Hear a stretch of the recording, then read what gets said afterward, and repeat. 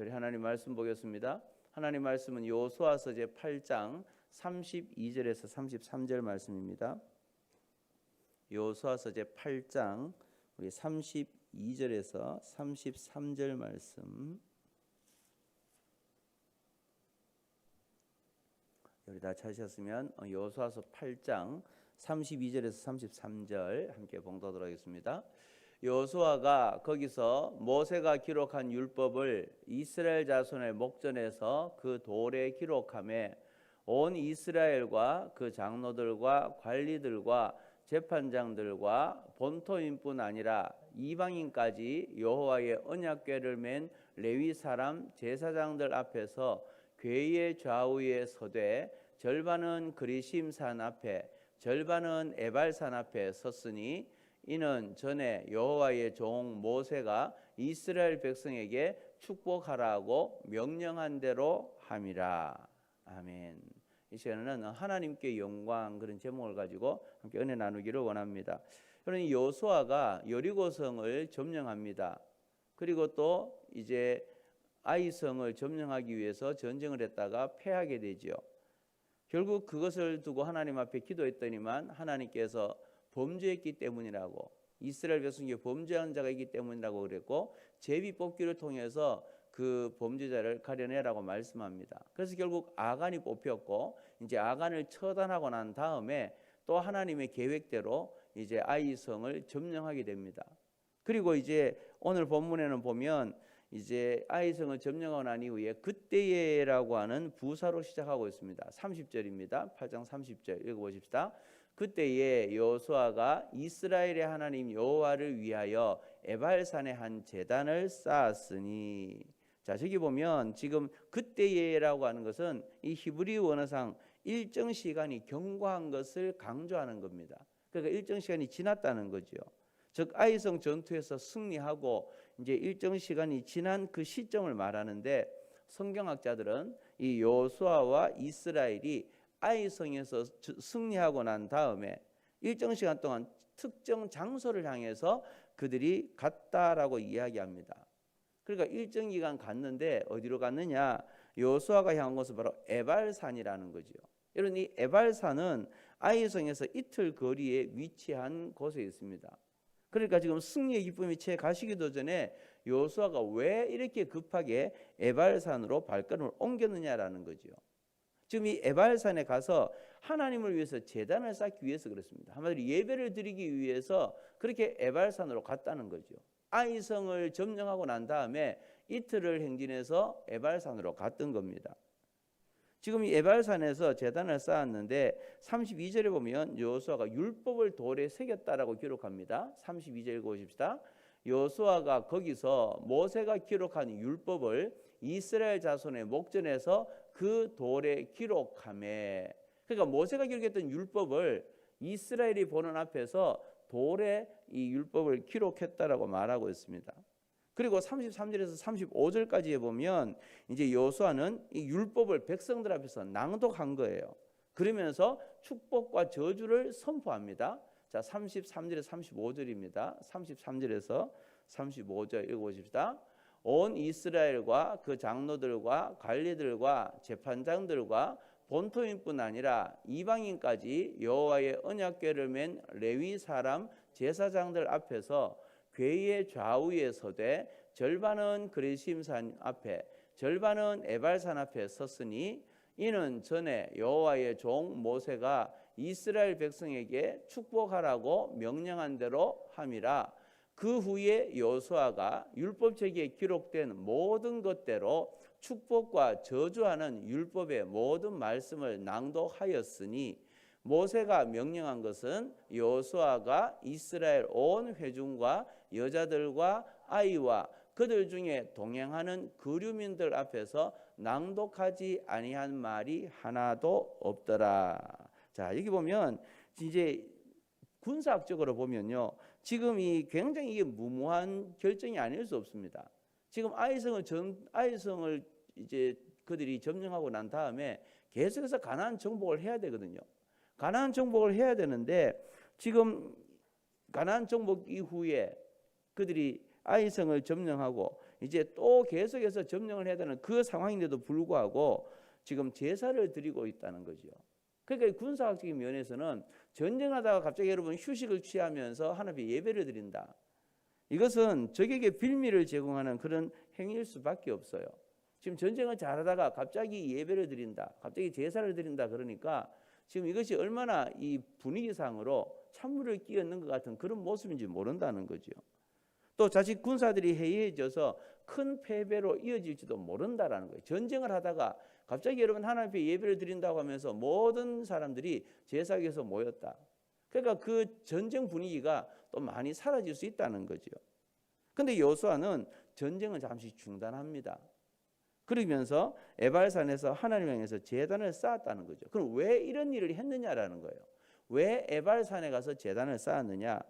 지금 이 이스라엘의 전쟁은 이 세상의 전쟁과는 다르다라는 것을 이들은 계속 알았거든요. 지금 이 여호수아가 이끄는 이스라엘 백성들이 이 여리고성을 점령한 것이나 또 그 다음에 이 아이성을 점령한 것, 그리고 요단강을 건넌 것, 이 모든 것을 보면 자기들의 힘으로 한 게 없다는 거예요. 하나님이 그들 앞서서 모든 걸 행하시고 하나님의 도우심으로 결국 이 전쟁에 날마다 승리한 인생을 살았다는 거죠.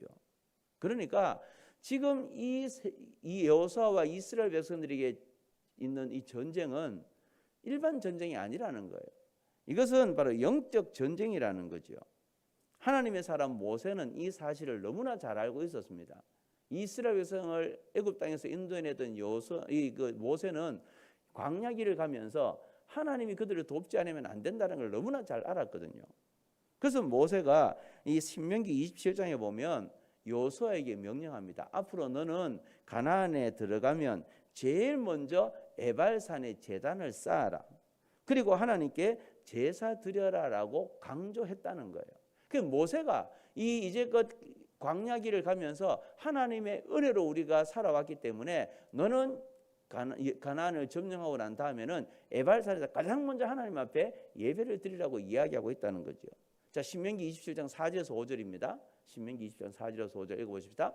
너희가 요단을 건너거든 내가 오늘 너희에게 명령하는 이 돌들을 에발산에 세우고 그 위에 석회를 바를 것이며 또 거기서 내 하나님 여호와를 위하여 제단 곧 돌단을 쌓되 그것에 쇠 연장은 되지 말지니라. 아멘. 그러니까 모세가 벌써 여호수아가 이 가나안 땅에 점령하게 되면 거기에 에발산이라고 하는 곳에 가서 거기서 하나님께 제사를 드리라고 이야기를 하고 있는 거죠. 그러니까 이 세상은 여러분 철저히 힘의 논리에 의해 지배돼요. 이 땅에는 힘 있는 자가 힘 없는 자를 그렇게 이제 다스리는 그런 구조죠. 약육 강식입니다. 그런데 힘센 사람을 이기는 것이 바로 세상이었다는 거죠. 항상 힘이 있는 사람이 세상을 이기고 짓밟게 되어 있습니다. 이게 세상이라는 거예요. 누가 더 힘이 세냐, 누가 더 힘을 가졌느냐, 이게 승패의 원인이 됐던 거죠. 그런데 이스라엘 백성들은 그게 아니었다는 거예요. 성경은 전혀 다르게 이야기합니다. 우리가 잘 아는 대로 이 사무엘상 17장에 보면 어린 소년 다윗이 그 힘센 블레셋의 최고 장군인 골리앗을 무찌르는 모습을 보십시오. 힘이 약한 어린 소년이 그 힘센 장수인 골리앗, 그것도 이제 신장이 3m나 가까이 되는 그 골리앗을 무찔렀다라고 이야기하고 있습니다. 그래서 성경은 약한 자가 강한 자를 이기는 스토리로 가득하다는 거죠. 힘이 없는 자들이 힘 있는 사람을 이기고 힘 있는 사람을 부끄럽게 만드는 이런 일들이 많이 벌어졌다는 거죠. 그래서 힘이 약한 사람이 더 힘이 센 사람을 이기고 또 조금 가진 사람이 더 많이 가진 사람을 이기는 이런 역사가 성경에는 많이 기록되어 있다는 거죠. 왜 그렇습니까? 우리 믿는 자들의 싸움은 이 세상에서의 싸움과는 완전히 다르다는 거죠. 그러니까 우리가 세상을 사는 방식으로 하나님을 섬기면 안 된다는 거예요. 우리의 이 세상에서의 삶과 하나님을 믿는 성도의 삶은 달라야 된다는 거죠. 우리는 세상 방식이 아닌 하나님의 방식으로, 하나님을 인도하는 방식으로 살아가야 된다는 거예요. 자, 에베소 6장 12절입니다. 읽어보십시다.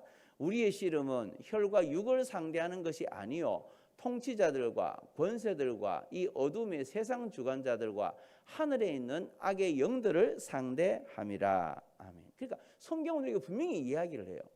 이 땅을 살아가는 우리의 싸움의 대상은 혈과 육을 상대하는 것이 아니라고 이야기합니다. 그래서 우리 믿는 자들의 싸움은 세상의 공중권세 잡은 자들, 그리고 또 하늘에 있는 악한 영들을 상대하는 영적인 싸움이라는 거예요. 그렇기 때문에 우리 믿는 자들의 싸움은 세상의 힘의 논리가 아니라는 겁니다. 세상의 원리로 싸워서는 안 된다는 거예요. 하나님의 원리, 하늘의 원리로 우리는 세상의 이 모든 것들을 이겨내야 된다는 거죠. 여러분, 예전에 그 시베리아에서 호랑이를 잡는 것을 제가 TV로 본 적이 있는데요. 이 호랑이를 잡는 사냥꾼들이 사냥개를 데리고 호랑이를 잡으러 갑니다. 그런데 사냥꾼들은 호랑이의 흔적이 보이면 그때부터 사냥개들을 푸는 거죠.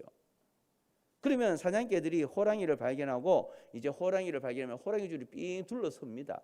그리고 난 다음에 아무리 날쌘 사냥개를 할지라도 이 무시무시한 호랑이 앞에 그들이 여러분 어떻게 버티고 서 있겠습니까? 굉장히 이게 여러분 사냥개들이 주눅 들 수밖에 없는 상황이에요. 그럼에도 불구하고 호랑이가 그 큰 발로 한 번만 내리쳐 버리면 단번에 죽어버리는 그 사냥개임에도 불구하고 신기한 것은 그 어르렁거리는 호랑이 주변에 사냥개들이 전혀 흔들리지 않고 그 자리를 계속 지킨다는 거예요. 계속해서 이 사냥꾼이 올 때까지 호랑이를 둘러싸서 계속해서 짖는 겁니다. 그래서 물러나지 않는 거예요. 어떻게 그럴 수 있는가? 지금 사냥개들에게는요, 믿는 구석이 있다는 거죠. 그게 뭐냐면 자기 주인이 나타나서 호랑이를 향해서 총을 쏴버리면 호랑이는 어떻게 될지 사냥개는 너무나 잘 알고 있다는 거예요. 자신들이 이제껏 그 사냥꾼의 주변에 있으면서 호랑이를 잡는 많은 것들을 자신들이 경험했고 봤거든요. 그러니까 우리 주인만 오면 이제 이 호랑이는 꼼짝없이 죽는다는 걸 안다는 거예요. 그러니까 그저 주인을 신뢰하는 거죠, 사냥개들은. 그러면서 그 주인을 의지하고 믿고 있기 때문에 그 무시무시한 호랑이 앞에서 도망가지 않는다는 거예요. 왜? 자기들 뒤에는 든든한 이 자기들의 주인인 사냥꾼이 있다는 거죠. 그래서 여러분, 사냥꾼이 오면 호랑이 앞발에 옆구리를 가격당해서 그렇게 사냥개가 피를 흘리며 있어도 주인이 총 한 방을 호랑이에 쏴버리면 호랑이가 쓰러지는 모습을 알기 때문에 그렇게 그들은 지치지 않고 계속해서 호랑이에 달려드는 거죠. 그러면서 주인이 총을 쏘면 결국 호랑이가 그 총에 맞고 이제 모든 사건은 종료가 되게 됩니다.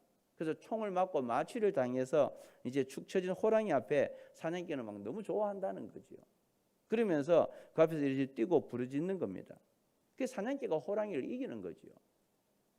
여러분, 우리 믿는 사람들의 싸움이 이와 같다는 거예요. 우리는 약해요. 이 세상에 너무나 많은 이런 힘 있는 강자들이 많고 우리는 약하다는 거죠. 사람을 통해서, 특히 환경을 통해서, 그리고 우리의 부정적인 생각을 통해서 사단은 계속해서 우리를 공격하는 거예요. 이 땅을 살아가는 우리가 너무나 연약하기 때문에 사람을 통해서 우리를 시험 들게 하고 넘어지게 할 때도 있고, 또 주변 환경을 통해서 우리를 좌절하게 만들 때도 있고, 안 되면 우리의 이런 입술이 부정적인 입술, 이 불평 원망의 말들을 내면서 자꾸 우리를 시험 들게 만들 때가 있다는 거예요. 그래서 우리가 숨 쉬는 순간에도 조금만 틈을 주면 우리에게 달려들어서 우리를 넘어뜨리게 하는 게 사단의 전략이라는 거죠. 그래서 우리에게 싸움을 거는 존재, 그 존재가 바로 누구냐? 사탄이라는 겁니다. 그렇기 때문에 이런 사탄과 싸워서 이겨야 되는데 인간적인 능력으로는 호랑이 앞에 선 사냥개처럼 우리가 무기력할 수밖에 없다는 거예요. 그러나 여러분, 우리가 우리 인생의 대장이신 예수님과 함께 한다면, 하나님과 가까이 붙어 있고 하나님만을 의지한다면 우리는 하나님의 능력으로 승리하게 된다는 거죠. 우리 뒤에 하나님께서 함께 하시고 우리 앞서서 주님이 앞서 나가시기 때문에 주님과 함께 하기만 하면 우리는 어떤 전쟁이든지 승리하게 된다는 거예요. 이것이 바로 우리 믿는 자들의 영적인 싸움이라는 거죠. 그러니까 우리가 주님을 의지하느냐, 주님 안에 있느냐, 아니면 내 힘으로 싸우느냐, 그 차이예요. 내 힘으로 싸우면 날마다 패할 수밖에 없어요. 그러나 하나님이 우리와 함께 하시면 그 하나님이 주시는 힘과 능력으로 우리는 승리하게 되는 거죠. 그 여호수아는 그걸 알았던 거예요. 그래서 하나님 앞에 먼저 예배를 드리는 겁니다. 우리가 주님 안에 있습니다. 주님이 우리와 동행하셔야 됩니다라고 하는 하나님을 의지하는 그런 영적 싸움을 해나갔던 거죠. 그래서 여러분, 이처럼 영적인 싸움의 가장 중요한 특징 중에 하나가 직접 그 상대와 싸우지 않는다는 거예요. 우리가 영적 싸움을 할 때는 그 상대와 내가 직접 싸우는 게 아니에요. 우리의 인간적인 힘, 능력, 지식으로는 영적인 싸움을 도저히 이길 수가 없다는 거예요. 그럼 어떻게 해야 되느냐? 우리의 대장이신 예수 그리스도께 싸움을 의탁하는 거죠. 우리는 약하지만 강하신 주님께서 우리 앞서서 싸워달라는 거죠. 그래서 우리가 주님 안에 거할 때, 주님 품 안에 거할 때 우리 하나님께서 주시는 힘으로 이 모든 대적들을 이기게 된다라는 거예요.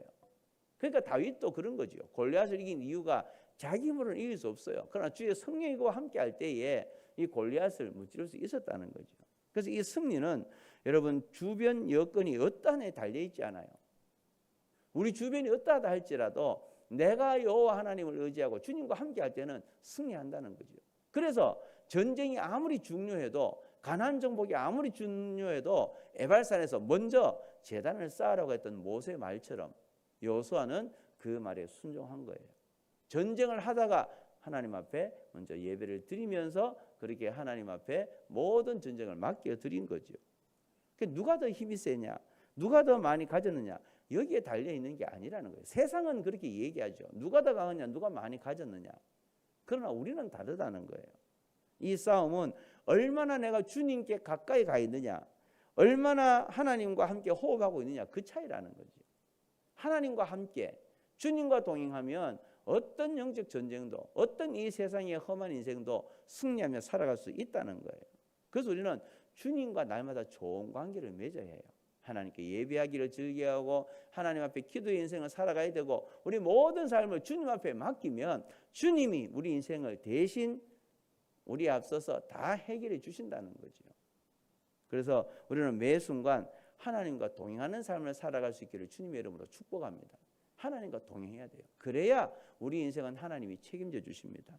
그러므로 우리가 아무리 바빠도 하나님과의 관계에 집중하시고 하나님과의 관계가 멀어지지 않도록 늘 주님을 가까이 하고 주님 앞에서 우리 인생을 맡김으로 통해서 이제 저와 여러분은 하나님이 허락해 주시는 놀라운 승리를 날마다 쟁취하고 우리 인생 속에 어떤 어렵고 힘든 일이 있다 할지라도 주님과 동행함으로 날마다 승리하는 하나님의 역사를 경험하는 저와 여러분의 인생이 되어져서 주님께만 영광 올려드리고 하나님을 찬양하는 우리 인생들이 다 되어질 수 있기를 주님의 이름으로 축원합니다.